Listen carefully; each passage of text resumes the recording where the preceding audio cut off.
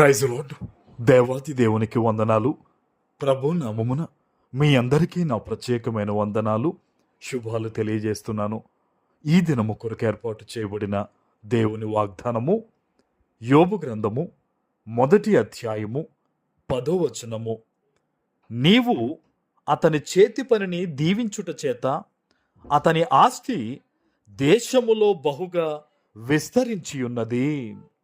దేవుని నామానికి మహిమ కలుగునుగాక. ఈ ఉదయకాల సమయంలో సర్వ సృష్టికర్త అయిన నీ తండ్రి గొప్ప వాగ్దానాన్ని నీకు అందిస్తూ ఉన్నారు. హల్లెలూయా. ఈరోజు ఎక్కడి నుంచి, ఎటువంటి పరిస్థితుల మధ్య ఈ వాగ్దానాన్ని వింటూ ఉన్నావో, దేశములోనే ఉన్నతమైన స్థానములో దేవుడు నిన్ను ఉంచాలని, నీ కుటుంబాన్ని, నీ బిడ్డలను ఆశీర్వదించాలని దేవుడు ఆశ కలిగి ఉన్నారు. ఆమెన్. ఆనాడు యోబు నిమిత్తము సాతాను దేవునితో ఇలా మాట్లాడుతున్నాడు. నువ్వు అతని చేతి పనిని దీవించావు కాబట్టే దేశములో బహుగా విస్తరించి ఉన్నాడు అంటున్నాడు. చూడండి, మరి యోబుని దేవుడు అంతలాగా దీవించడం గల కారణం ఏంటో తెలుసా? ఇదే 1వ అధ్యాయంలో 1వ వచనంలో అతని గురించి 4 విషయాలు ఉంటాయి. మీరు తర్వాత చదవండి. అతడు ఎంతో నీతిమంతుడట, చెడుతనాన్ని విసర్జించేవాడట, దేవుని యందు భయభక్తులు కలిగిన వాడట, యథార్థవర్తుడునట. మరి ఈరోజు ఇదే వాగ్దానాన్ని దేవుడు నీ ముందు ఎందుకు పెట్టాడో తెలుసా? యోబు కలిగి ఉన్న లక్షణాలు గనక నీవు కలిగి ఉంటే దేవుడు నిన్ను కూడా విస్తారముగా దీవిస్తారు. ఆమెన్. దేవుని సన్నిధి నుంచి వచ్చిన ఈ వాగ్దానం ఏదైతే ఉందో నీ జీవితములో నెరవేరులాగున మోకరించి చేతులెత్తి ప్రార్థన చేయి. ప్రభువా, నన్ను దీవించు, ఆరోగ్యపరంగా దీవించు, ఆర్థిక పరంగా దీవించు, బిడ్డల విషయంలో దీవించు.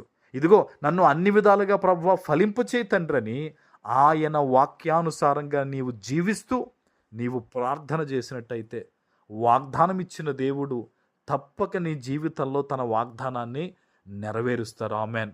ఈరోజు నీ జీవితంలో నువ్వు అనుకుంటున్నావు, నేను ఎప్పటికైనా పైకి రాగలనా, నేను ఎప్పటికైనా ఓ చిన్న ఇల్లు కట్టుకోగలనా, నేను ఎప్పటికైనా ఈ ఇబ్బందుల నుంచి బయటపడగలనా, నా బిడ్డలకు ఒక మంచి భవిష్యత్తు ఇవ్వగలనా, నా జీవితంలో నేను అది సాధించగలనా నువ్వు అనుకుంటున్నావు. కానీ తనకు సమీపంగా ఉన్న వారి విషయంలో దేవుడు ఎన్నడూ కూడా విడిచిపెట్టేవాడు కాదు, త్రోసివేసేవాడు కాదు ఆయన. ఈరోజు నీ పరిస్థితి దేవునికి తెలుసు, నీ ఆలోచనలు దేవునికి తెలుసు.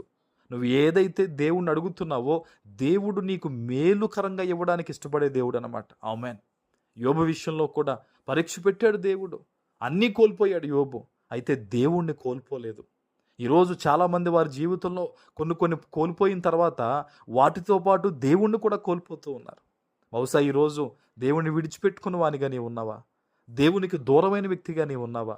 ఎక్కడి నుంచి, ఎటువంటి పరిస్థితుల మధ్య ఈ వాగ్దానాన్ని నువ్వు వింటున్నావో నాకు తెలియదు. కానీ నువ్వు మరలా దేవుని వద్దకు రాగలిగితే, తప్పిపోయిన కుమారుడు బుద్ధి వచ్చిన తర్వాత తన తండ్రికి సమీపిస్తూ ఉండగానే తండ్రే వచ్చి కుమారుణ్ణి హత్తుకున్నట్టుగా ఈరోజు నీ మనస్సులో మార్పు వస్తే, ఈరోజు లోకమనే పాపమును విడిచిపెట్టగలిగితే, ఈరోజు నువ్వు దేవునికి దూరం అయ్యావన్న పరిస్థితులన్నిటి నుంచి నువ్వు బయటకు వచ్చి ఆయనకు ప్రార్థన చేయగలిగితే గనక ఈరోజు తండ్రే నీ వద్దకు వచ్చి ఆయన నిన్ను హత్తుకుని నిన్ను ఆశీర్వదిస్తారు. ఆమెన్. ఎందుకంటే పశ్చాత్తాపానికి మించింది మరి ఏమీ లేదండి.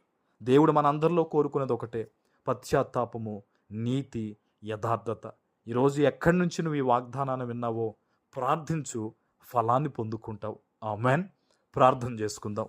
పరిశుద్ధుడా, ప్రేమ కలిగిన తండ్రి, మీకు వందనాలు. ఈ ఉదయకాల సమయంలో మీరిచ్చిన ఈ గొప్ప వాగ్దానము ప్రతి బిడ్డ జీవితంలో నెరవేర్చి స్థిరపరచమని యేసు నామమున ప్రార్థిస్తున్నాను తండ్రి. ఆమెన్.